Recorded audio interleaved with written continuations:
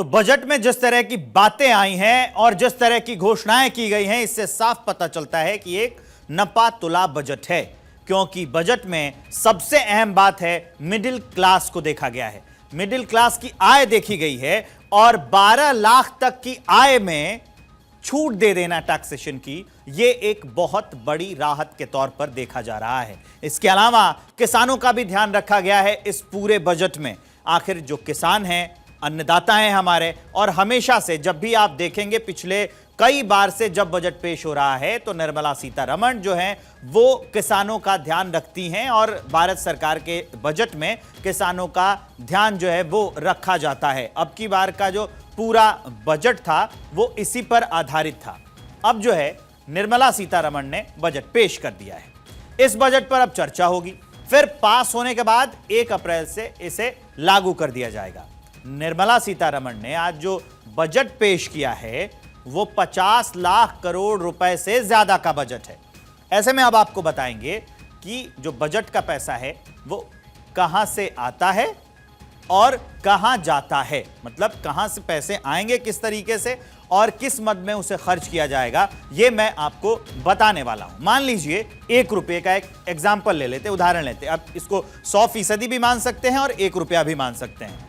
तो जो उधार है वो 24 पैसा जो है आया, आयकर जो है वो 22 पैसा आया या 22% आया, दोनों तरीके से आप इसको समझ सकते हैं। जीएसटी और दूसरे जो टैक्सेस हैं वो 18 पैसा आए, जो कॉर्पोरेट टैक्स है वो 17 पैसा आया, गैर कर प्राप्तियां जो हैं वो 9 पैसे आई, उत्पाद शुल्क 5 पैसे आया, सीमा शुल्क से 4 पैसे आते हैं, गैर ऋण पूंजी प्राप्तियां 1 पैसे की होती है। अब ये पूरे पैसे मिला देंगे 100 पैसा, यानी कि 1 रुपए का मामला हो गया। अब मैं आपको बता चुका हूं कि पैसा कहां कहां से आता है।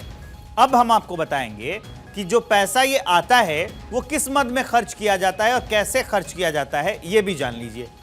जो पैसा आया राज्यों का हिस्सा, उसमें चला गया 22 पैसा, ब्याज के भुगतान का पैसा 20 पैसा, केंद्रीय क्षेत्र की योजनाएं जो होती हैं उसमें 16 पैसा खर्च कर दिया गया, केंद्रीय योजना 8 पैसा, उसके अलावा जो अन्य अंतरण है उसमें 8 पैसा खर्च कर दिया जाता है, रक्षा के क्षेत्र में 8 पैसा खर्च किया जाता है, जो सब्सिडीज हमको आपको मिलती हैं इसमें 6 पैसा खर्च कर दिया जाता है, जो पेंशन जाता है कर्मचारियों को उसमें 4 पैसा खर्च होता है, अन्य व्यय जो हैं वो 8 पैसे के अंदर रखे गए। तो इस तरह से हमने आपको बताया कि पैसा कहां से आता है और कैसे जो है वो चला जाता है।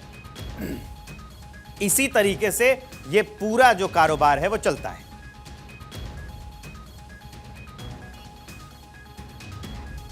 मोदी सरकार ने आज जो बजट पेश किया है उसकी हम सराहना करते हैं। उन्होंने जो 12 लाख तक की आय को टैक्स फ्री किया है उससे मिडिल क्लास वर्ग की बहुत ही सहायता होगी। वो अपनी ज़रूरतें पूरी कर सकेगा, शादी ब्याह पैसे सेव करना सभी कर सकता है। आज तक इस तरह का कभी भी इतना बड़ा स्टेप नहीं उठाया गया है।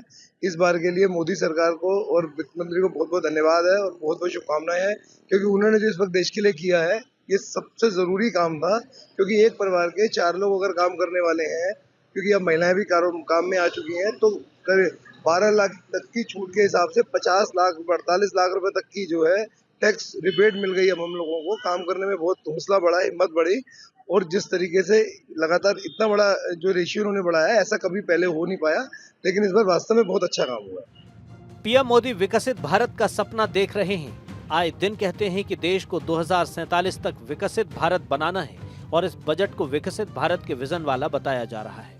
Bureau report, Bharat 24।